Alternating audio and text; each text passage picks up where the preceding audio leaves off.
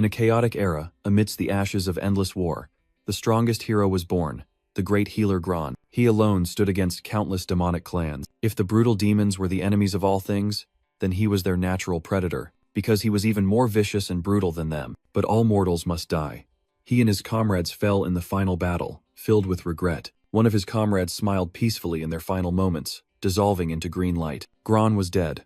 The evil demons celebrated, for they would never again have to wake up in terror of him. The strong now acted brutally without restraint, and the demon race, inherently lower than beasts, was freed from all shackles. But Gron, who had died 5 years ago, was now reborn in the body of a low-ranking demon. First, he will bury the innocents you have slaughtered over the years. Then, he will wipe you from this earth, completely and thoroughly. The reborn Gron plunged into the slaughter, quickly taking down a demon. A massive surge of energy erupted, wiping out an entire horde of demons in the blink of an eye. He finished off another demon with a devastating kick. The story flashes back to the Great War of the past, where the heroes confronted the Demon Emperor. An earth-shattering explosion marked the climax of the battle. On the back of the Moon Beast, the curtain of the final Great War finally fell. The Demon Emperor was destroyed.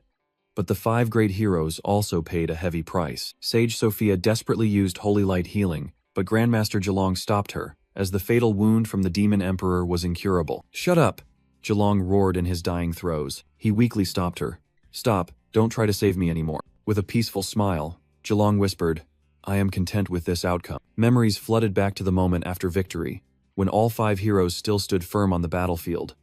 But the promise of returning together had become distant. But then the Demon Emperor's voice echoed, declaring this to be the true end of the battle. His bloody tendrils suddenly surged, coiling around the heroes in horror as they realized they had been deceived. Zhelong was stunned to realize the Demon Emperor's true power as his arm began to be assimilated. The hero's muscular body gradually transformed, his left arm turning into a monstrous claw. The Demon Emperor scoffed, calling it not assimilation, but evolution. His dark power engulfed Zhelong, beginning the transformation process. He declared that those who had defeated him deserved to become new bodies for his grand endeavor of world destruction. His primary target was Zhelong, the strongest among humanity. Meanwhile, the ash-blonde swordsman was tightly bound, painfully calling out Zhelong's name. He would rather die by his brother's hand than become a tool of slaughter for the Demon Emperor. Zhelong raised his greatsword, facing his comrade's desperate plea. A voice echoed, revealing that the swordsman was his last remaining family member. Now, Zhelong had to face his own younger brother, standing before the tragedy of fratricide. His younger brother urged, "Why is your sword trembling? Can't you bring yourself to do it?" Zhelong stood tall, the greatsword in his hand reflecting his younger brother's desperate image. The Demon Emperor sneered as his power continued to invade Zhelong's body. "Resistance is futile. Your entire right half has already merged with me." His younger brother smiled peacefully. "So that's how it is. Fortunately, it's not you who is weakened." The blood-soaked blade coldly tore through the air. Zhelong, with his own hand, plunged the sword through his younger brother's chest in agony. His younger brother whispered, "Only a ruthless and deadly Zhelong is worthy of this power." He called out brother one last time, and Zhelong's innate sealed ability, Mountain of Corpses, Sea of Blood, was activated, permanently increasing his power with every soul destroyed. A female warrior screamed in horror. Commander Zhelong, the armored knight and the girl named Mirovi, calmly faced death, entrusting themselves and their comrades to him. As symbols appeared one after another on his cheek, Zhelong gritted his teeth, enduring extreme pain as he absorbed the second and third souls. He let out a desperate roar, his new power erupting violently. The Demon Emperor scoffed. "So what? Power gained from 3 lives is only enough to free your right hand," Zhelong retorted sharply, his now free right hand gripping the sword hilt. "To destroy you, 1 hand is enough." He intended to end his own life, but the Demon Emperor sneered. Planning to cut off your own head? Is that your solution?" Zhelong growled. "Enough." The Demon Emperor's demonized hand blocked the blade, roaring, "Don't test my patience any further." The sword shattered into pieces, to Zhelong's shock. The Demon Emperor declared as the holy sword Sura sank, "It has been destroyed," he boastfully proclaimed. "From now on, no attack in this world can harm this invincible body." But a sudden shattering sound echoed, signaling the impossible. Zhelong gritted his teeth, using his own right hand to stab into the corrupted part of his body. "You think I can't destroy what that sword could?" he roared, tearing the demon-possessed flesh from his body. Amidst the horrified scream, "Zhelong, you!" The Grandmaster's corrupted body exploded in a horrific shower of blood and flesh. Memories flooded back.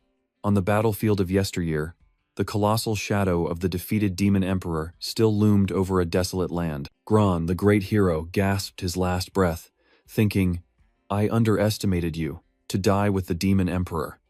Is this my end?" Collapsing in a sea of blood, he bitterly admitted, "But I still couldn't wipe out the demon race. And those I had to protect, I couldn't save any of them." He bowed his head in despair, fresh blood spilling from the corner of his mouth, accepting his defeat. The phantom of the demon emperor appeared, mocking the dying victor. What a pity. 5 years later, in the demon territory, a demon was muttering when another interrupted.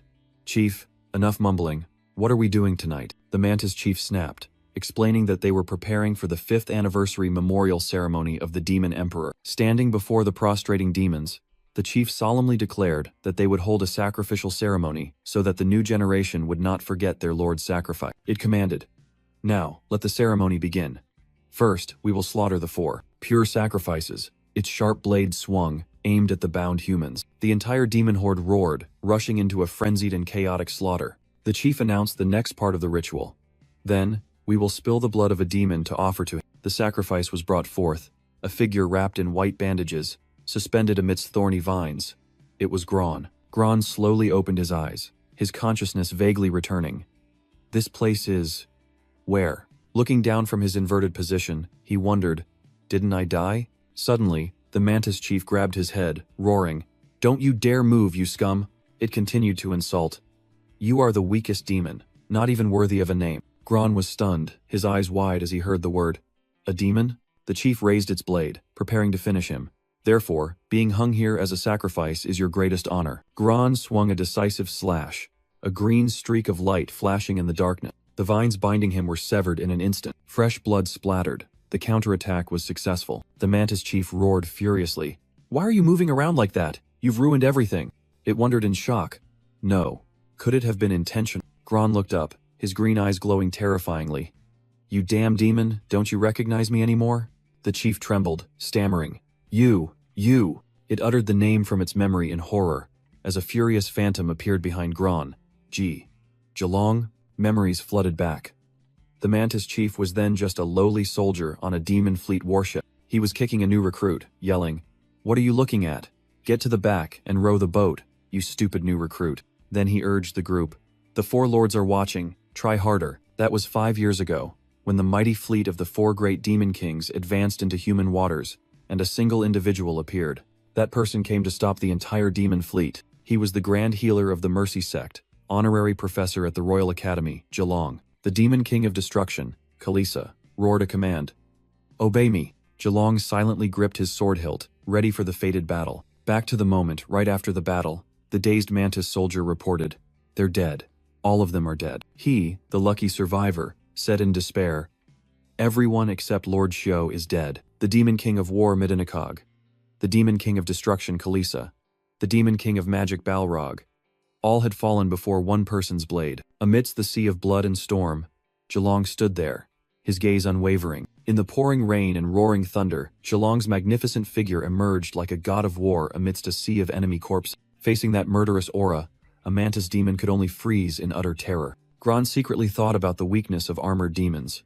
By accurately attacking their joints, they could be easily defeated. He wondered if he had been reborn, as his innate ability, Mountain of Corpses, Sea of Blood, had reverted to level 1. The demons roared, "Finish him! Charge together!" Without hesitation, Gron swung his sword, decapitating a demon in the blink of an eye. Immediately after, an explosive surge of energy swept away the entire charging demon horde. Gron realized these demons were too weak. The souls of 9 of them only raised his ability to level 9. A giant centipede demon appeared, its lower body severed, writhing in pain. It furiously thrashed its long tail. A sharp blade plunged into its body. The centipede demon screamed in despair. "It hurts, you bastard! Let me go!" Gron sat silently amidst the bloody battlefield, surrounded by the corpses of the demons he had just slaughtered. He looked down at his injured body. He tried to use healing arts, one of his core powers from before. But instead of healing light, his arm transformed into a grotesque black snake mass, leaving him stunned. "Why is my arm like this?" His hand had completely transformed into a monster's claw. No. He desperately looked down at another demon corpse, unable to believe the truth. His body writhing in pain, Gron collapsed into a pool of blood. He sank into the sea of blood, horrified to realize a cruel truth. I wasn't reborn. but reincarnated as a demon. Gron roared in fury, disgusted by his own demonic nature. This shameful race, this inferior race, he continued to scream in contempt. Their existence is worthless, except for me to slaughter. Gron calmed down for a moment, his eyes flashing with cold calculation. He collapsed, vomiting a disgusting liquid from his demonized body. A giant centipede demon approached, threatening. Before I finish you off, I will torment you until you scream like a human. Gron stood amidst a sea of blood, thinking to himself, I don't know why I ended up like that. The centipede demon wondered why the coward in front of it was so strange, but it was confident it could scare him. Without warning, Gron lunged forward at terrifying speed, unleashing a slash that tore through the air. The giant centipede demon was cut in half in the blink of an eye. Standing amidst the rain of blood, Gron questioned himself. But, to be able to continue slaughtering demons, what do I have to complain about? He concluded with a sinister smile, his eyes glowing. He remembered that 5 years had passed since the fated battle with the Demon Emperor. It's best to find shelter first, then figure out the situation later, Gron decided. He recognized the giant skull of Round Mountain, the old battlefield where he once defeated a giant. Gron bitterly noted that the later generations of demons had built a fortress right on the bones of their old enemy. From above, he discovered the cave he once used as a temporary shelter. Seeing no traces of demons, he decided this would be a safe hiding place. Warm embers rose from the campfire. In the darkness of the cave, Gron sat silently by the fire, beginning his new life. Gron gazed thoughtfully into the fire, his eyes resolute but tinged with sadness. His demonic hands meticulously carved a small wooden statue, recreating the image of a person from the past. A memory suddenly resurfaced, of Zhelong screaming because his newly bought pants were burned to shreds in the middle of battle. Gron scoffed at Fei's sewing skills, while the armored knight admitted to having to use makeshift materials. The whole group, from Zhelong's younger brother to the sage Sophia, couldn't help but laugh at Zhelong's leaf skirt attire. The burly commander's face darkened with anger and shame. Back in the present, Gron looked at the wooden statues with a sad smile. He gently picked up the statue of the armored knight, his silent comrade. Then he placed it down with the others, recreating the hero team of old. 5 small wooden statues stood side by side, a silent reminder of a glorious past. Gron bowed his head, thinking about past mistakes. If only back then, I had done better. He blamed himself inwardly. But then, his eyes turned cold. His hand clenched and crushed the statue of his past self. He threw the broken pieces of wood into the fire, determined to break ties with his old self. The image of the hero Gron of old gradually sank into the sea of fire. He pondered the countless lives that had been destroyed by demons over the past 5 years. But now, he would use this very demonic identity to destroy them from within. Suddenly, Gron clutched his head in pain as the memories of this body began to resurface. In the demon's past, it was just a weakling, humiliated for daring to eat meat, a snake bloodline slave, forced into hard labor like a farmer. In the memories of this body, a weak voice echoed, "Teacher, is tomorrow's lesson also theoretical? We students are eagerly awaiting the practical session." The flashback was cut short. Gron's green eyes gleamed in the darkness as he whispered about the lesson from years ago. He stood up, pondering the nature of demons, tools of war that only knew how to kill. Yet, in just 5 short years, they had developed a civilization and deeply rooted themselves in this land. Gron blamed himself, believing that all past tragedies were due to him not being strong enough to resolve everything. He looked towards the dawn with iron resolve, vowing that in this life, he would become stronger to wipe the enemies from the face of the earth. A map appeared, marking his current location. The Rookie Training Camp. This is Rookie Training Camp number 2, located in the Round Mountain region, where countless demons are gathered. A red-skinned demon teacher roared, "Recruits, have you memorized the current situation of the continent of Solus?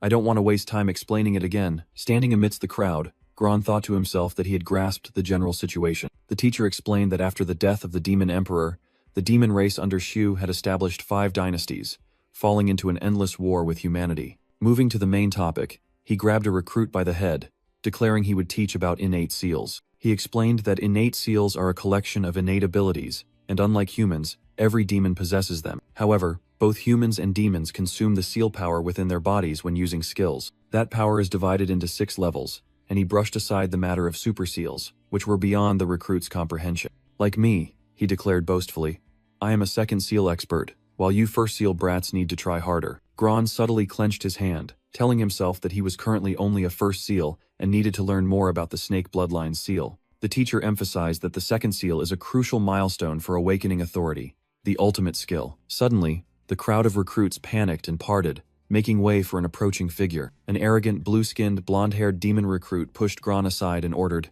"Get out of the way." He continued to insult Gron in front of the crowd, proclaiming himself a newly arrived two-seal genius. The red-skinned demon teacher roared, demanding order and announcing the start of the practical lesson. The teacher began his lecture, emphasizing that in real combat, sealed power isn't everything. He explained that skill, tactics, and adaptability are the crucial factors, then pulled out a giant covered object. The blue-skinned, yellow-haired demon smirked, whispering, "Finally, something interesting." The teacher revealed it was a demon created by the Demon Emperor, and this was the last remaining individual. He introduced it as the Vile Roar Demon and challenged the recruits. Find its sole weakness. Gron simply thought one word: boring. Believing there was nothing left to learn, he turned to leave, secretly regretting he couldn't kill these demons to increase his power. He told himself that with his current strength, causing a commotion would only bring trouble, while the other recruits were still guessing at the weakness. Suddenly, the Vile Roar Demon's crimson eyes snapped open. The monster began to struggle violently, breaking its chains and causing the crowd of recruits to panic. The teacher hastily tried to restrain it, shouting, "Calm down." He reassured himself that this was just a mindless beast and its throat weakness was still under control. But then, the Vile Roar Demon flashed a sinister smile. It spoke, mocking the teacher's naivety, making him exclaim in horror, You can speak?" The Vile Roar Demon declared that it had completed its mission and would annihilate the entire group of recruits. With that, it used terrifying power to completely shatter the chains binding it. Gron plunged into a bloody battle with the Vile Roar Demon. Its fury transformed the arena into a hellish scene. The monster furiously massacred all the demon recruits in sight. The blue-skinned demon panicked. "Damn it, is this the power of a three-seal? I need to get out of here first." But just as he turned to flee, Gron stood tall, blocking his path. Falling flat, he roared in anger. "You bastard! Why are you blocking my way?" Gron coldly ignored him, merely brushing a speck of blood from his shoulder. Amidst the chaotic battlefield, the Vile Roar Demon finally noticed Gron's solitary figure. It let out a contemptuous roar, assuming Gron was just another one trying to escape. Scared stiff, the blue-skinned demon muttered, "This isn't good. I have to use my secret weapon now." A massive, shadow-infused attack surged straight towards Gron. The claws of death reached out, ready to tear him apart. However, Gron's eyes merely flashed with a deadly green light. The Vile Roar Demon froze, sensing a strange aura. What's going on? It couldn't understand. Why isn't this weak demon afraid of me? Could it know my weakness? Impossible. It reassured itself that its 9 former comrades were dead.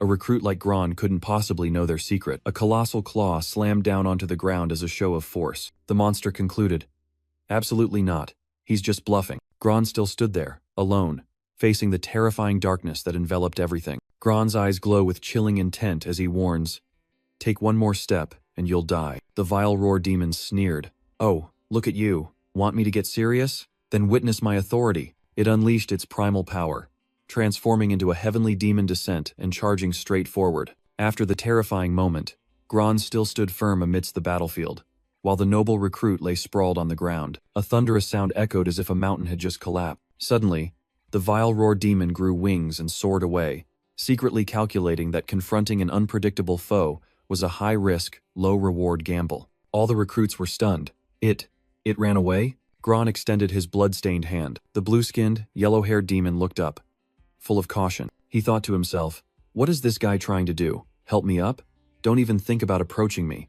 I am a two-seal genius, and he's just a slave. Do you think I'd fall for that trick?" He still acted tough as Gron's hand drew near, but Gron merely grabbed a piece of his cloak and ripped it off. He casually used the cloth to wipe the blood from his hand. Humiliated, the yellow-haired demon furiously roared, "You filthy peasant!" The other recruits immediately gathered around Gron, asking in astonishment, "The Vile Roar Demon really got scared off. What trick did you use?" A burly demon pushed forward arrogantly, but Gron simply replied, "I once glanced at humanity's Demon Countermeasures Handbook. It said Vile Roar Demons have no static vision. They can't see you if you stand still." The crowd buzzed upon hearing of Garen the Demon Slayer, and despite their fear, eagerly invited each other to hunt the monster for merit. Gron silently thought, "Vile Roar Demons have top-tier vision. Go ahead and stand still. Die one by one." The yellow-haired demon looked back at him with disdain. "Reading a few books makes you arrogant, not even respecting me?" A subordinate asked the humiliated yellow-haired demon, "Boss, are you all right?" He immediately snapped back, vehemently denying he was scared. With a sinister smile, he ordered his 5 elite subordinates, "You always boast about your secret techniques. Today's the time to show them. Follow that guy and kill him in the most humiliating way possible." All 5 demons laughed gleefully, assuring that the target's death would satisfy their master. Meanwhile, the demon squad had tracked their prey to a village and decided to make their move. Gron walked alone through the desolate, empty wasteland. Suddenly, 5 demons appeared. A fat one confidently declared that his mist would ensure no one could interfere. The red-skinned demon leader urged his comrades, "Hurry!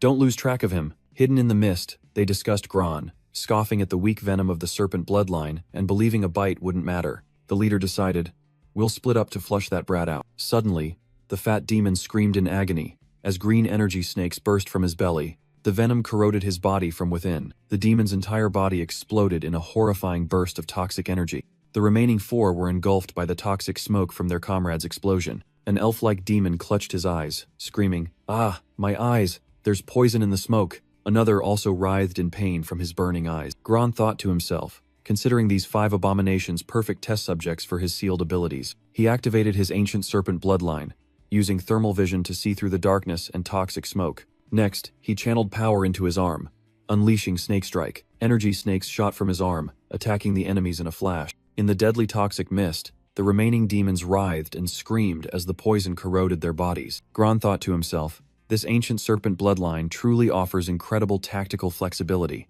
The demon captain let out a savage roar, his body beginning to grotesquely transform. Gron merely observed silently, his gaze unwavering. After transforming, the captain snarled a challenge at Gron, while the last survivor cheered him on. He tensed, gathering a massive surge of dark energy into his arm. Instantly, a devastating slash carrying a deadly black trail was unleashed. The demon roared powerfully as he completed his attack. His comrade was astonished by the terrifying power. Gron's eyes gleamed with a cold sharpness, ready to face the challenge. The energy axe cleaved down, Gron's fresh blood splattering. The moment of impact created an incredibly fierce spectacle. However, the remaining demon's expression abruptly shifted from triumphant to utter horror. Gron stood tall over the captain's corpse, coldly asking the one kneeling at his feet, "Give me a reason." Not convincing enough, Gron replied to his plea, revealing sharp fangs. Desperate, the demon hastily made an offer. He would lead the way to a secret treasure cave. Gron calculated, the treasure was exactly what he needed for a sacrifice, to awaken his molting authority and evolve. Accepting the deal, Gron followed the demon, who announced as they walked that they were almost there. They both stopped before a majestic waterfall. The demon pointed and said, "The treasure is hidden in the cave behind the waterfall." Gron suddenly appeared behind the terrified guiding demon. He mercilessly used the demon's body as a human shield, charging straight through a deadly arrow trap. Standing over the unfortunate demon's pool of blood, Gron coldly uttered a sarcastic thank you. The entrance to the secret cave was a bottomless well, protected by countless traps. Meanwhile, elsewhere, an urgent report was dispatched from a skull-shaped fortress. A frantic demon soldier reported that the vile roar demon had been scared away by a serpent bloodline slave at the training camp. The leader of Round Mountain Territory, Bone Crusher, smirked, finding the matter quite interesting. Back in the cave, Gron was disappointed to find only a tiny chest, but as he opened it, an angry voice roared from the shadows, demanding he put it down. The blue-skinned, blonde-haired demon, master of the cave, lunged from the shadows. He furiously yelled, "How dare you touch my stuff?" Gron retaliated with a lightning-fast kick, breaking his leg and making him shriek in pain. The blonde-haired demon horrifyingly realized Gron's power had surged,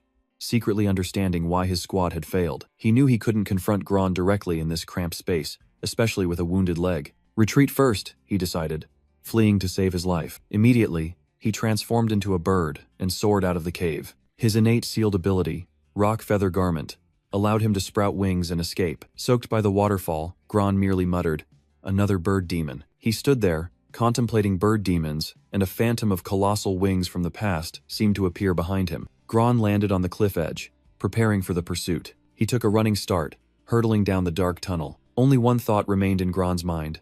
Damn bird demons, most deserving of death. He delivered a thunderous kick to the winged demon. The blue-skinned, blonde-haired demon was sent flying, feathers scattering as he plunged into the abyss. Giving his opponent no time to breathe, Gron lunged after him, delivering a devastating punch to his face. Another brutal follow-up attack was unleashed, crushing all attempts at resistance. The winged demon fell freely, crashing hard into the lake below, creating a colossal pillar of water. Gron glided lightly across the water, stopping with imposing power. His face smeared with blood, he stood firm on the lake's surface, his sharp gaze fixed forward. The hovering demon sneered, "I didn't expect you to fall into this lake. How unlucky." Gron suddenly noticed unusual ripples spreading beneath his feet. Suddenly, countless grotesque creatures emerged from the water, surrounding him. The monsters coiled tightly around Gron, their bloodthirsty mouths digging deep into his flesh. The demon, arms crossed, explained, "These round mountain gallbladder worms are very bloodthirsty.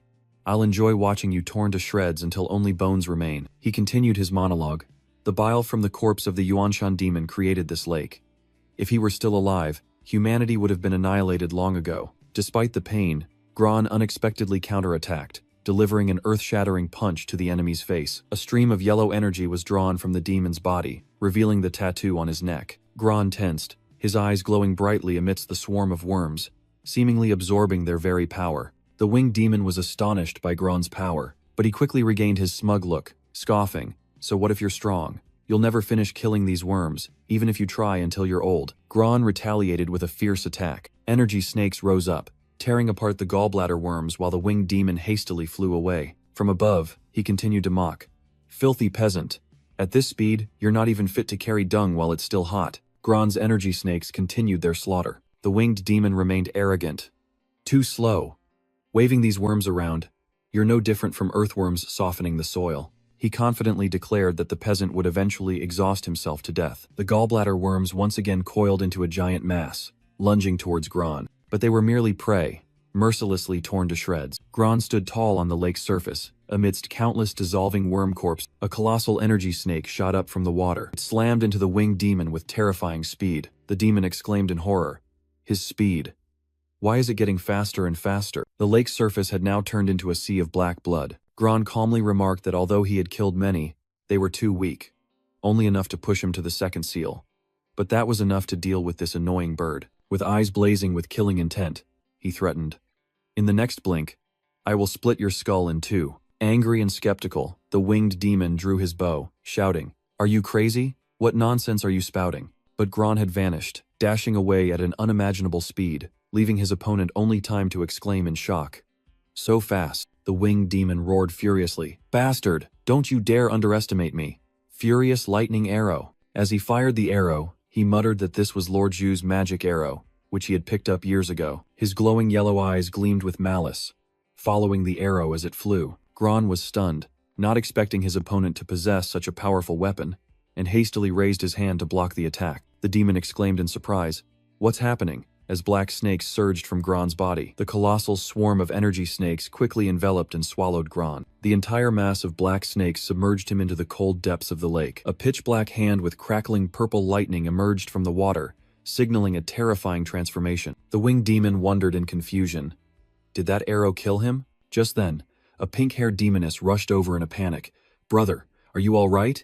He reassured his sister that he was fine, having just dealt with a thief who dared to trespass here. On his cheek was a bleeding scratch, evidence of the recent battle. He gently offered a small pouch, asserting that it was for his sister's eye treatment, and he would protect it with his life. Meanwhile, at the bottom of the lake, Gron realized that Lord Shu's arrow was causing a mutation in his body. His mind drifted into a blank white space. An awakening was taking place. Within Gron's pupils, the image of two snakes intertwined, forming an infinity symbol. The Ouroboros symbol, the snake biting its own tail, radiated a brilliant light. Gron awoke in his consciousness, finally understanding everything. A surge of pure energy began to manifest, forming an entirely new power. Tempted by the rare sacrifice, the body's primal instinct forced Gron's authority to awaken automatically.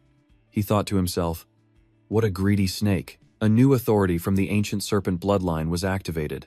Molting. The evolution process began. At the bottom of the lake, a violent and painful transformation was occurring in an explosion of energy. On the shore, the blonde-haired demon smugly assumed Gron had surely drowned at the bottom. Finally able to relax, he wiped the blood from his face and let out a sigh of relief. Suddenly, a bolt of lightning ripped across the sky. The rain began to pour heavily. Both siblings looked up as the sudden downpour began. The sky roared violently with dark purple lightning bolts. The blonde-haired demon felt uneasy before this ferocious dark lightning. The lake's surface began to bubble and glow with a brilliant purple light from below. A colossal pillar of energy erupted from the water, shattering the stillness. The shockwave from the explosion sent both siblings flying. Something leaped out in the lightning, the blonde-haired demon shouted, causing his sister to ask back in a panic. "Over there!"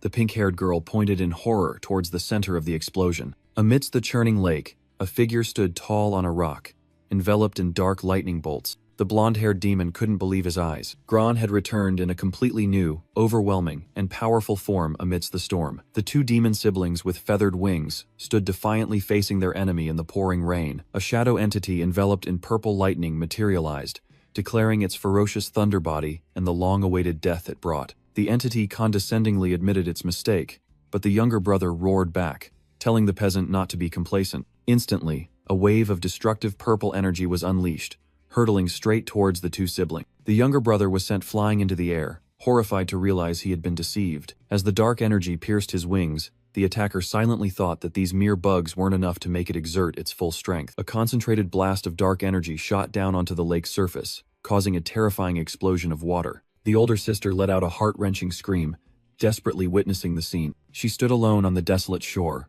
completely broken under the cold rain. Slowly sinking beneath the water, the younger brother resented his own weakness. But then, the thought that the monster would not spare his sister ignited a flame of determination within him. He let out a sky-shattering roar, unleashing a pillar of brilliant golden energy from his body. The shadow entity merely smirked, showing amusement at this sudden change. The younger brother awakened his authority, transforming with gigantic rock feather wings, imbued with the power of heaven's scorn. The sister's eyes welled up with tears, realizing her brother had finally awakened his authority. With newfound resolve, she declared she would no longer be a burden, and activated her demonic control eye to summon a beast. A colossal sea monster emerged from the water at her command, while her transformed younger brother soared through the sky. She screamed, pouring all her strength into controlling the mighty monster. From above, the younger brother unleashed countless heaven's scorn arrows, raining down golden light upon the enemy. Facing the full-force attack, the shadow entity lowered its stance, purple lightning flashing around it, ready for battle. The shadow entity's purple lightning violently clashed with the rain of light arrows. A barrage of golden arrows tore through the night, forcing the opponent into a defensive posture. The summoned monster's body was torn to shreds in the skirmish. Purple and golden energy erupted, creating a destructive maelstrom. But that was just a feint. The true monster had circled behind the shadow entity. He stood tall amidst the water, destructive energy swirling around him. "This is our chance," the sister screamed, while the younger brother gathered a brilliant golden orb of energy. The younger brother thought to himself that they had used the monster's corpse as a decoy to launch this surprise attack. The colossal golden energy engulfed the shadow entity. The sister activated her demonic control eye, her eyes bleeding as she empowered her beast. Empowered, the summoned monster fired a destructive beam of light from its single eye. "His power is waning. You can't withstand this attack," the younger brother confidently declared. Amidst the energy storm, a voice echoed, "Commendable boy. An unstoppable blow. So I'll just have to annihilate." The shadow entity unleashed a purple shockwave that swept away everything. After the attack, the two demon siblings lay slumped on the water's surface, utterly defeated under the pouring rain. The younger brother weakly handed his sister a red pouch. "Take it and run."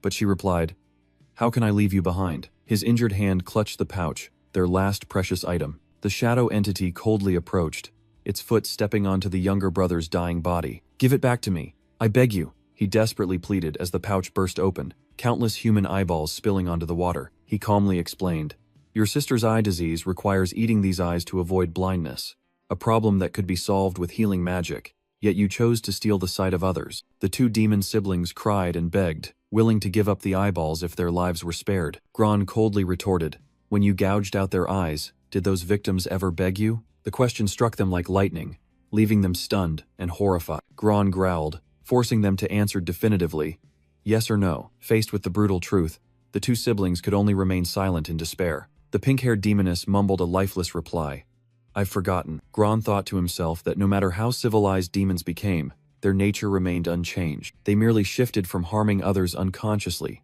to deliberately harming for their own benefit. Gron angrily bit into an apple, despising their mindset of treating lives as worthless. He realized that the ferocious thunderbody was his greatest gain from this battle, but that power consumed too much seal energy and couldn't be used indiscriminately. Elsewhere, a demon was reporting to the chieftain about two recently discovered corpses. He concluded that the two heads had been blown apart by a lightning strike, an extremely brutal method. Observing from above, Bone Crusher deduced that an uninvited guest had infiltrated her territory. Meanwhile, Gron's silhouette flickered through the dense forest. Bone Crusher ordered, "From now on, every mysterious death of a new genius must be investigated by my own hand." Gron, disguised as a peasant carrying a hoe and wearing a hat, quietly walked through the forest. Bone Crusher suddenly turned, her eyes sharp as if she had discovered something. She blocked Gron's path and asked, "Who are you? What are you doing here?" Bone Crusher squinted, then realized, "Oh, I remember now. It's you, the peasant slave who scared off the vile roar demon." Bone Crusher pushed Gron down, declaring there was something more important to do. She pressed her foot on him, ordering the slave farmer to find her some delicious fruit. Gron lay helplessly at the feet of the powerful demoness. Bone Crusher leaned down, threateningly whispering that otherwise, he himself would become a delicious meal. After the warning, she and her subordinates turned and left. Gron stood up, silently analyzing. Just a brief clash was enough to test her seal's power. It's at the 4th level and leans towards defense. He reassessed himself. I'm now considered a speed-type demon, with an advantage over power types. But I lack effective offensive capabilities against well-defended opponents. Watching Bone Crusher's retreating figure, Gron regretfully thought that if he could kill her, his Mountain of Corpses, Sea of Blood ability would advance significantly. He admitted the harsh reality. The problem isn't just elemental counters. The sheer power gap between us is too vast. Nevertheless, an intense craving surged within him, and he wondered how to suppress this insane urge to kill. A colossal eye opened in the ominous sky. The hunt had officially begun. Meanwhile, in her study, Bone Crusher was flipping through pages about various innate seals. She muttered, "It's not this either. The wounds on the corpse weren't caused by this type of electrical current." The book opened to a page introducing the Mountain of Corpses, Sea of Blood ability, a power that grows with each life taken. Bone Crusher pondered as she read about that terrifying ability. She propped her feet on the table, still unable to pinpoint the exact type of seal that had caused the death of her 2 subordinates. Elsewhere, Gron stood atop a mountain, determined to be patient and find a way to increase his power so he could defeat Bone Crusher with a single blow. A small bird-like demon was observing 2 other demons secretly transporting goods. One of them worried, "Slow down. If the commander finds out about this, we're dead." The other reassured, "Don't worry. This place is extremely secret. The commander won't find out." The bird demon immediately flew off, relaying the message to a frog-like creature waiting in the lake below. Gron emerged from the water, his crimson eyes fixed on the waiting frog-like creature. The guide creature lightly touched his leg, and Gron secretly thought this was the secret path for him to level up. Meanwhile, a guard demon was standing watch at the entrance of a colossal cave, the gateway to a black market. When Gron arrived, another guard blocked him, demanding a black market pass to enter. Passing through the entrance, Gron entered a bustling market where countless demon species gathered to buy and sell. He coldly glided through the crowd, pushing aside a demon with flaming hands. As he passed, Gron overheard complaints about the ban on trading live humans and related products. At a stall, a demon was hawking a rare material called scythe steel, promising to increase power tenfold. Gron smirked, secretly thinking it was all just rumors, as he had never heard of any blacksmith forging this type of steel. In another corner, a cat-like demon was yelling at a smuggler for daring to sell the hearts of bipedal creatures, and Gron realized this was exactly what he needed. He continued to overhear a conversation about how the commander had banned human and slave trafficking 2 years ago, leading many to believe she had lost her mind. Gron deduced that the commander's strange actions were surely part of some conspiracy. In the middle of the market, a red-skinned slave master was hawking a group of ragged human slaves, but the crowd scorned them as defective goods. The slave master quickly appeased the crowd, promising to sell this batch at a liquidation price. Gron stepped out of the shadows, boldly declaring that he wanted to buy all of them, which made the slave master despise him for his shabby appearance. He offered a lightning arrow in exchange, and the slave master immediately changed his attitude upon realizing it was the secret weapon of the blonde child accompanying him. While the 2 sides negotiated, the subordinates began dragging the slaves away, and a blindfolded child screamed at them to stop. The child was roughly dragged away but still tried to yell for the others. It fell sprawling on the ground, trying to crawl away and urging someone to run quickly. A rope tightened around its neck. Another dug deep into its leg, causing the child to writhe in extreme pain. The slave master looked at the prisoners, secretly regretting that he had intended to keep one for himself. Meanwhile, a henchman was hastily opening a door, whispering about the urgent need to sell a valuable item. Outside, the heavy wooden door of the human trafficking den remained silent under the flickering torchlight. Suddenly, a piercing scream echoed from within as a surge of dark energy tore through the demon's body. It shrieked in extreme agony, its body ripped apart and submerged in a sea of blood. Silence returned,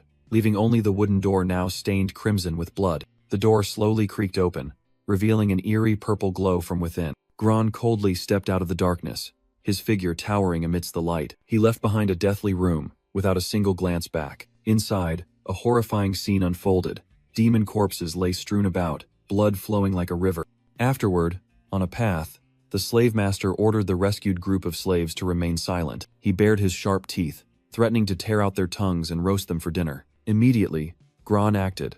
a lightning-fast slash tearing through the slave master's body. He looked at his hand, whispering that he finally had enough power, and a counting cycle was complete. The blonde child collapsed, sobbing in horror at the demon's headless corpse. It looked up at Gron, stammering, calling him a demon among demons. Gron secretly thought it was fortunate that the Day of Happiness Authority was rarely activated at the initial levels. He turned around, facing the two children trembling with fear. Gron held out a cloth bundle in front of the blindfolded child. "Is this yours?" The child joyfully cheered, eagerly taking its item with both hands. Gron ordered the recently rescued group of slaves to follow him, while Sulla hesitantly asked about the bag.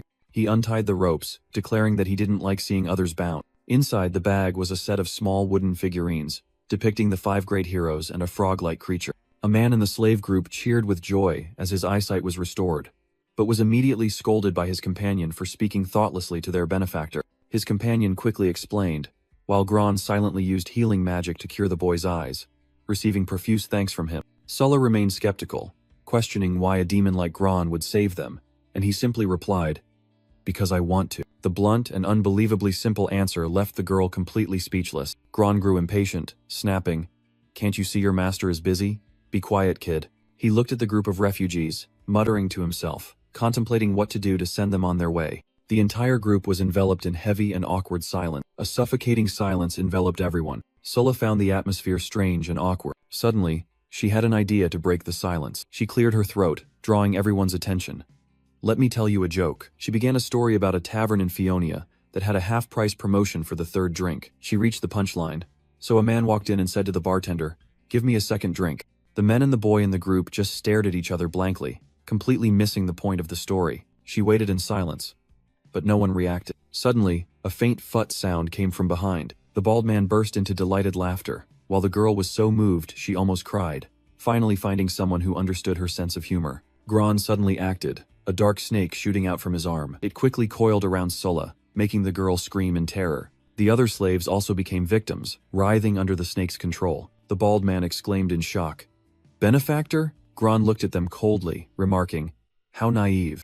He continued his cruel lesson, asserting that demons could never be trusted. With an evil smile, he declared they would experience the most painful death to engrave this lesson into their hearts. Immediately after, all the rescued individuals collapsed to the ground, motionless. In the darkness, Gron's eyes glowed as he asked what they were resisting, if it was not wanting to be poisoned to death.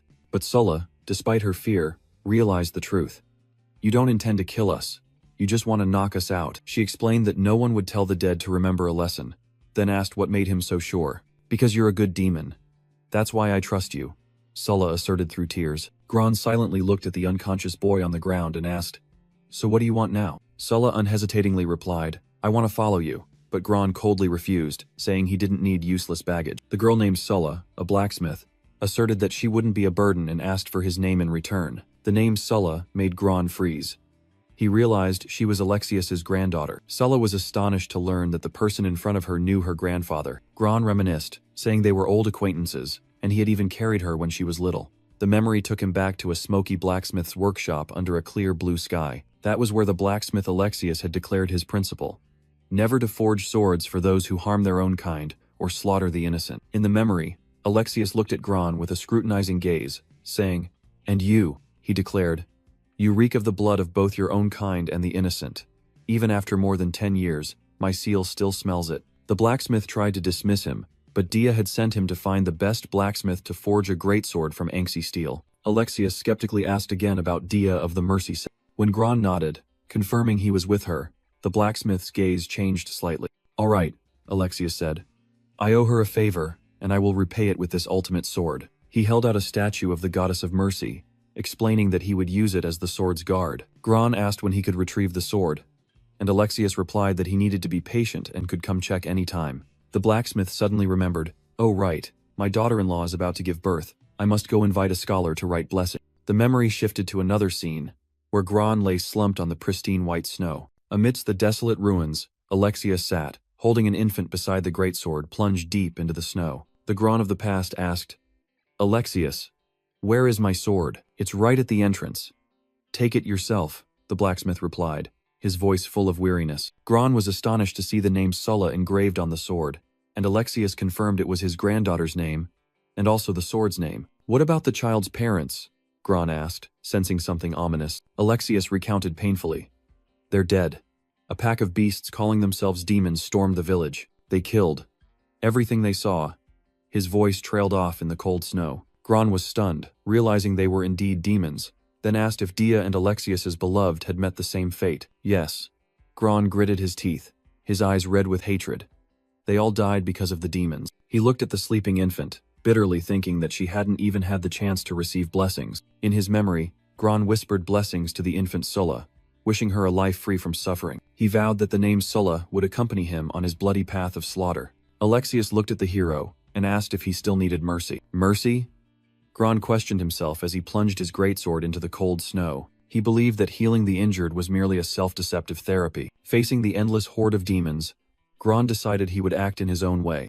He would annihilate all evil before they could harm the innocent with the sword named Sulla. Gron plunged into the slaughter alone, his blade drenched in enemy blood. He cut and killed relentlessly, determined to pile enemy corpses into mountains. His face was stained with blood, his eyes blazing with extreme hatred. Standing atop a mountain of demon corpses, Gron redefined mercy. It was complete annihilation. Back in the present, Sulla curiously asked why Gron was in the form of a demon, and looked much younger than her grandfather had described. Gron evaded the question, only saying it was due to good skincare, then asked her why she was captured. Sulla asserted that she would not return until she had forged the strongest demon-slaying sword. Encouraged by Gron, she happily asked if he truly believed she could do it. Gron thoughtfully admitted that having a goal to pursue was enviable. Elsewhere, the rescued slaves found a letter from the vampire knight. A man joyfully exclaimed that they had been saved by the disciple of the demon-slaying fanatic Gron. The blindfolded boy looked up, skeptically asking if that was true. Gron turned back, informing Sulla that the other three had been taken care of,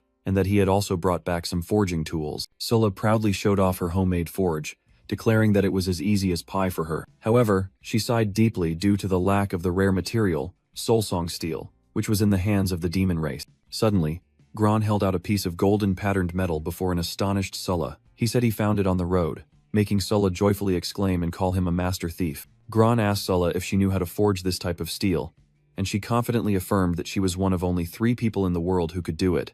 When Sulla was curious about the third person, Gron revealed it was the current generation's conqueror, Demon King, Agricola. He further explained that currently only 6 weapons made of soulsong steel existed in the world. Realizing the threat from the new generation of demons, Gron secretly resolved to accelerate his pace of becoming stronger. When Sulla asked where he was going, Gron simply replied that he would continue his hunt. Meanwhile, at the private hot spring of the chieftain of the Yuanshan region, a subordinate reported that no one survived the Black Market massacre. Bone Crusher, soaking in the water, coldly ordered the corpses of the violators to be hung in the plaza as a display of power. She dismissed the question about tracking down the culprit and sent her subordinate away. Afterward, Bone Crusher issued another cruel order regarding the serf's meal. She submerged herself in the water, relaxing. Then she resurfaced, muttering to herself that she was craving some high-quality sugar. Elsewhere, a group of demons was discussing the unstable situation and worrying about high-level enemies infiltrate. They discussed the ability to change displayed seal levels, a transcendent skill, while Gron quietly listened nearby. Gron moved through the crowd, secretly thinking that the demons were more vigilant, making it harder to find weaklings to level up. Nearby, 2 other demons were examining a corpse, discussing how another genius had been killed. Gron quietly left, secretly denying that he was the perpetrator of this murder. Gron stood amidst the ruined settlement, secretly thinking, "Besides me, is there another predator here?" He quietly walked along the desolate dirt road. His green eyes shone with extreme vigilance. The surrounding landscape was nothing but desolate ruins. Deadly silence enveloped every alley. Gron smirked, secretly thinking that the stalker certainly wasn't here to learn how to grow rice. Suddenly, a cloaked shadow appeared on the rooftop. A sound of tearing wind echoed. The stranger lunged down to attack Gron with incredible speed. Gron's punch was blocked by his opponent's pitch-black arm. He was astonished by the enemy's formidable defensive capabilities. The mysterious shadow stood high above, looking down disdainfully. Gron angrily delivered a kick that shattered the wooden pillar beside him. The cloaked figure seemed to be manipulating a stream of water, preparing for the next attack. She lunged at Gron once more, determined not to give him a chance to breathe. "Bastard, you took a hit and still want more?" she growled. "It seems I overestimated you," Gron retorted, suddenly seizing his opponent's wrist. A surge of dark energy erupted, and his hand easily crushed her defense. The attacker was stunned, unable to believe the terrifying power that had just been unleashed. Furious dark energy continued to pour from Gron's body, signaling the imminent start of an uneven battle. A terrifying explosion shook the ground, signaling the aftershocks of a fierce battle. Ferocious dark energy swirled around Gron, crushing everything within its range. Gron was secretly astonished, not expecting his opponent to be able to increase the density of their full-body seal energy to withstand that attack. After the impact, the two separated, the mysterious attacker standing on a ruined rock outcrop while Gron put his shirt back on. The scene was devastated, with only shattered fragments and cracked earth remaining, as testament to the destructive power unleashed. The attacker fully revealed herself, a woman with bat wings, who decided to abandon the pursuit due to Gron's speed. She smirked, thinking to herself that Gron was an extremely dangerous individual who should either be decapitated on the spot or subjugated as a hound. Meanwhile, Gron realized that with his current strength, he could only inflict superficial wounds on her. He needed to molt and forge a new sword. Suddenly, a sharp pain shot through Gron's head. A blurry image of himself clutching his face in pain flashed by, like a forgotten memory. In the distance, the purple-haired woman's eyes widened in horror, seemingly having recognized his true identity. Sura. The scene shifted to a messy forge, where Gron asked Sulla why she hadn't built a ventilation system. "Oh no, the temperature is about to ruin it," Sulla cried out in a panic and rushed towards the furnace. With skillful hands, she used tongs to firmly grasp the glowing red steel blank. Sulla's face was smudged, but her eyes shone with intense concentration. She carefully placed a precious material into the furnace, under Gron's watchful gaze. "This is the sword I made for you." Sulla excitedly showed off her creation, explaining that she had forged it to fit his current strength. With eyes sparkling with pride, she declared it her greatest masterpiece, the first Anxi steel weapon of the era. Sulla looked directly at Gron, her voice full of solemnity. "Sir Gelong, please bear witness." The perfect sword was raised high, its blade emitting a dazzling aura, promising new power. Gron praised. "Well done, Sulla." She joyfully asked again, and he affirmed it firmly. He asked about the missing hilt and pommel, and Sulla confessed that she didn't have enough materials yet. Gron took the bare blade, reassuring her that it was enough for now. He decided to name the new sword Little Sulla, after the great sword from before. The Little Sulla, with its wavy blade, emitted a stream of green dark energy. Gron thought to himself, this body yearned to absorb the Anxi steel sword, to undergo the ancient serpent molting. But he held back, deciding he had to wait until it was complete to evolve into its absolutely powerful form. Sulla raised her hammer high, declaring with fiery determination that she would work very hard. She eagerly asked if he could perform the second form of the Skyfall sword technique, but Gron replied that the Yuanshan land wasn't high enough. The next morning, Sulla was still fast asleep in bed. In her slumber, she smelled a fragrant aroma. Waking up, Sulla was astonished to see a giant fruit tart placed on the table. She asked in wonder, and Gron explained that a student's parent had taught him how to make this dish when he was at the Royal Academy. Gron's demonic hand carefully placed a lemon slice on the tart. Gron left with the long tart, while a guard ordered his comrades to fetch wine for the commander. In a magnificent hall, Gron lay on a stone altar, offering himself and the tart as tribute. Bone Crusher looked down from above, sneering. "Quite a long tray. Let me see what you've brought." She showed amusement.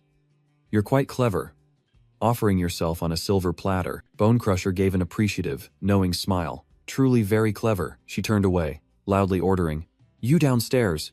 Bring the wine up here immediately." Bone Crusher was astonished, recognizing her opponent's weapon. "An Anxi steel sword?" The shadow entity growled a warning. "You won't be so lucky with the next strike." Bone Crusher immediately activated her talent seal, Dyer's Armament, summoning the colossal shield, Dawn's Aegis. Gron thought to himself, as expected, it was a defensive seal, and decided to test her further. Pushed back, Bone Crusher spoke with annoyance, deeming a surprise of this magnitude not to her taste. Gron retorted sarcastically, wondering if perhaps he hadn't put enough honey in the tart, and should have asked her preference first. Finishing his words, he swung his sword, unleashing another sky-shattering lightning strike to indulge her preference. Two terrifying streams of power collided, creating a violent explosion. Both were locked in a power struggle, purple and yellow energies clashing wildly. Bone Crusher smirked confidently, seemingly having a plan. The shield in her hand began to transform, emitting a brilliant light. Dawn's Aegis transformed into a colossal spear, and Bone Crusher charged with her twilight assault. Gron was pushed back by the spear's power, his body sparking with resisting lightning. Another blinding explosion engulfed both as the attack reached its peak. The force of the explosion flung Bone Crusher backward, shattering the ground. She secretly assessed her opponent as merely a reckless youngster who would soon exhaust his seal power. Meanwhile, Gron calculated that he had enough strength for a few more strikes and decided he needed a smarter approach. He leaped into the air, casting a colossal net of lightning that enveloped the entire battlefield. Bone Crusher scoffed that it was a cheap trick, then used her shield to glide across the electrified net. Gron was stunned, recognizing her technique. an insulating energy layer that Faye had once developed and he himself had taught to humanity. Gron thought to himself, Faye's power lies in her innate seal. How dare a thief compare himself to her? Gron growled, what are you so bothered about? Bonecrusher easily blocked Gron's spinning attack with her shield, but that was just a feint. The real attack pierced through his chest. Gron was knocked far back, his body suspended in mid-air. Bonecrusher scoffed, distracted while trying to assassinate me? How ridiculous. Suddenly, energy snakes emerged from the darkness, startling her. Huh? She still showed disdain. Impossible. Such a cheap trick. Gron drew the Soul Song steel blade, and his seal power immediately resonated. Bonecrusher was stunned, then roared, how dare you bring that out? Gron declared, activation complete. The real battle begins. An ancient legend tells of the evil lava great serpent that sought to devour the 3 moons. The hero Ibis fought bare-handed and sacrificed himself to destroy the monster. Bonecrusher suddenly realized something, exclaiming in panic, damn it, it's too late. She discovered a fatal opening when Gron switched between offense and defense. She whispered triumphantly, finally, I've got you. She activated Thebius's armed hand of final will, transforming her arm into a destructive weapon. A punch carrying terrifying power slammed directly into Gron's chest. The impact shattered the ground, and his sword was also flung away. Gron thought in pain, my internal organs are shattered, ribs completely broken. I need to find a way to recover. Pinned by Bonecrusher, Gron strained, trying to break free from the hold. I am a seasoned warrior, Gron roared, using a technique to throw his opponent to the ground. Overpowered, Bonecrusher calmly remarked, those internal injuries must be killing you. I only know one other person who can endure pain like you. She smirked. It would be a shame to just kill you like this. Seizing the opportunity, Bonecrusher turned the tables, pinning Gron's head to the ground with her foot. Ever thought about working for me? She offered a surprising proposition. At Gron's silence, Bonecrusher took it as an answer. All right, I get it. Die! She roared, putting all her strength into a punch. A terrifying explosion occurred as the punch connected, shattering the ground into pieces. The shockwave from the attack spread, destroying a sturdy tower in the distance. Gron was sent flying like a bullet, flung far from the battlefield. At the point of impact, a colossal, bottomless crater was formed. Humph. If it weren't for that sword, that punch would have crushed you, Bonecrusher muttered. She stated confidently, but with such severe injuries, I don't believe you're still alive. In midair, a green light enveloped Gron as he cast his healing art. He landed forcefully, embedding himself deep into the cracked ground. The scene became silent in the land with colossal skull architecture. Suddenly, a glowing purple energy orb appeared in the sky. Gron stood up, his entire body erupting with ferocious purple demonic energy, his hair turning white. Bonecrusher exclaimed in horror, Skyfall Sword Technique. Second form, Gron unleashed Phantom Thunder Skyfall Sword Technique, while Bonecrusher roared a challenge from below. The second form descended, a colossal lightning sword hurtling straight towards its target. A destructive explosion engulfed everything in purple light. The ferocious energy tore through the sturdy tower. After the shockwave, the tower was nothing but desolate ruins. Amidst the dust and smoke, Gron stood, the last lightning bolts fading as he returned to his original form. He stood firm, his gaze resolute as he looked forward. His green eyes gleamed with cold determination. However, Bonecrusher floated in midair, completely unharmed, admitting she was almost finished off. She said that in the past 2 years, Gron was the first to force her to use this technique. A colossal energy banner appeared. It was the innate seal, the Undying Battle Banner. Gron was stunned, muttering the name, the Undying Battle Banner, in his head. Bonecrusher transformed her energy into a weapon, growling, now take that pride to hell. Recognizing the familiar technique, Gron blurted out, Faye? Bonecrusher froze, bewildered by his sudden question. She fell silent, bowing her head in confused thought. The scene suddenly shifted to the past, a hand touching Gron's neck, revealing a Roman numeral 2 tattoo. In the memory, the heroes were discussing Geelong, the demon-slaying fanatic they were about to meet. The blonde hero suddenly noticed something strange. Why is that mountain peak so perfectly round? Immediately, the mountain began to shake violently, revealing the colossal, glowing red eyes of an ancient creature awakening. In the past, the group of heroes faced a colossal creature that had just awakened, and the golden-haired female warrior exclaimed in horror, That's the Round Mountain Troll. The colossal monster let out an earth-shattering roar, clutching its head in fury. It shrieked in confusion. Why has the mountaintop become so sharp? Merovec immediately recognized. That's the Skyfall Sword Technique.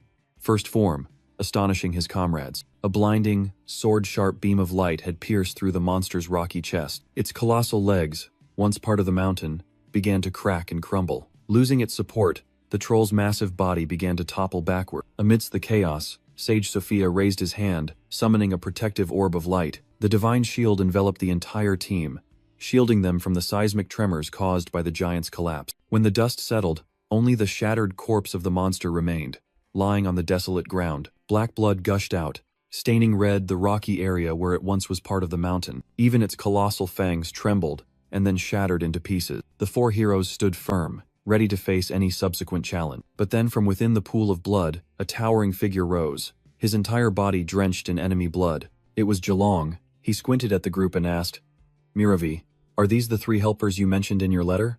Miravek replied, "Why the hostile tone? From now on, we are comrades fighting together against the demon emperor." Jelong coldly replied, "Nothing more, nothing less.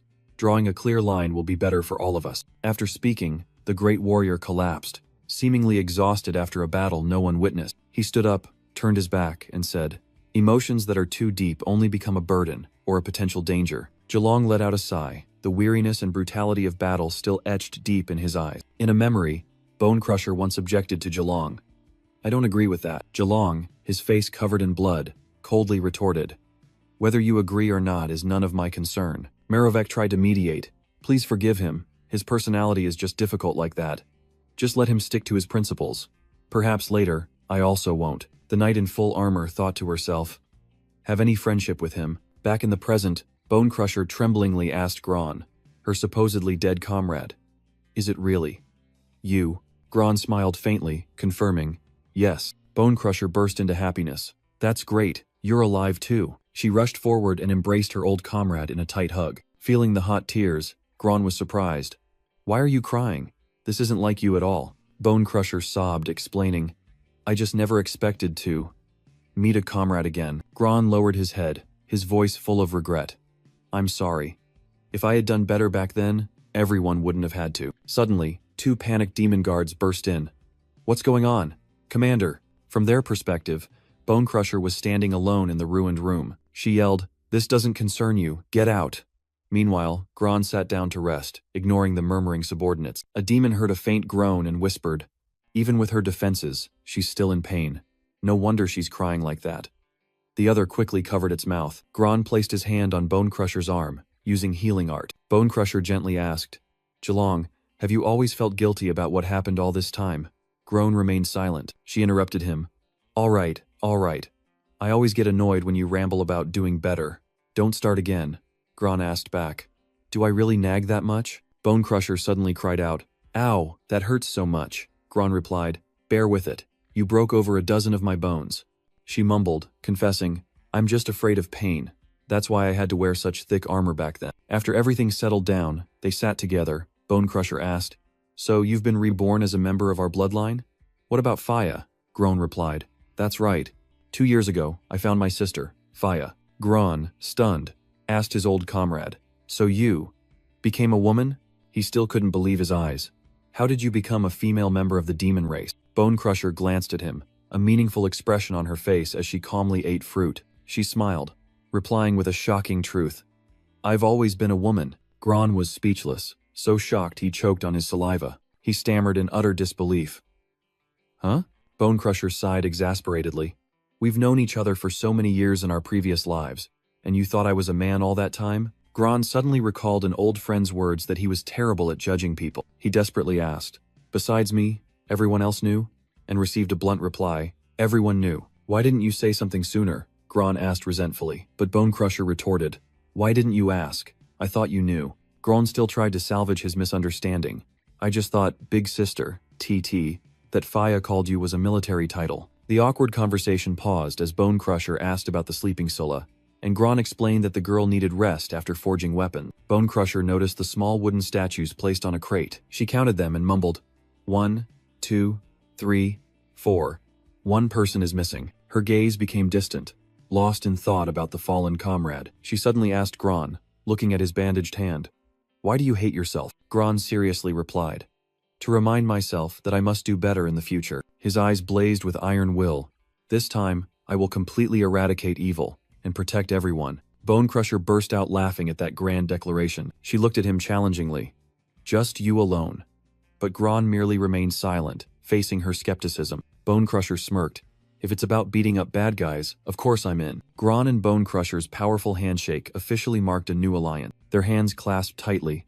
An unspoken vow was made between the two old comrades. On the wooden crate, small statues evoked the image of a hero team from years past. Memories of the 5 great heroes, who once fought side by side, seemed to remain perfectly intact. Bone Crusher revealed that assassinating talented demon sprouts was both to restrain them and to consolidate her own power. She explained that because the current Demon King was not managing things, controlling the demons here became extremely difficult. Bone Crusher regretfully admitted that sometimes she still felt her reason being pulled away by the demonic instincts of this body. Gron empathized, confessing that becoming a demon had made him a little different. Bone Crusher curiously asked back, "How different?" Gron replied that his personality had become gentler, and his methods of destroying enemies had lost their creativity, leaving Bone Crusher stunned. Suddenly, a blonde girl appeared, calling Gron uncle and innocently asking about the tall woman beside him. Bone Crusher was immediately captivated by the girl's cuteness, exclaiming, "Oh, what a cute little face." Gron introduced her as Faya, his younger sister, who had also been reborn as a demon like him.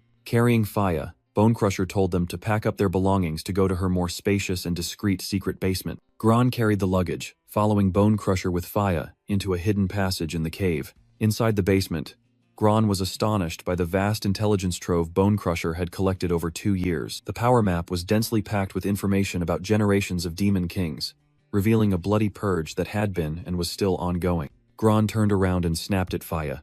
"Stop treating me like a doll." Faya fidgeted in her new outfit, wondering if it was pretty but finding it inconvenient for smithing. Bone Crusher was proud of her craftsmanship, while Gron praised the outfit's royal style, though he secretly thought of the grass dress she had made before. Looking at herself in the mirror, Faya heard Bone Crusher rationalize that due to limited materials, she had to make clothes in an island style. Bone Crusher rummaged through her belongings, thinking Faya needed another hair accessory. Gron suddenly looked astonished at what Bone Crusher had just found. He was stunned to realize that it was the echo of Solsi. Bone Crusher explained it was just a seashell paid as a toll by a group of mountain demons, but Gron asserted it was an ancient relic from 300 years ago. Gron explained that this relic allowed one to enter another's soul to review their past memories. Bone Crusher commented that the seashell's function sounded like a tool for spying on others' secrets. Gron came up with a bold idea: to use it to revisit the moment they died in battle. He recalled that at that moment, he had felt something unusual, but no longer had the strength to recognize it. With a determined expression, Gron suggested that Bone Crusher enter his soul to find out the true reason for their reincarnation. Though a little confused,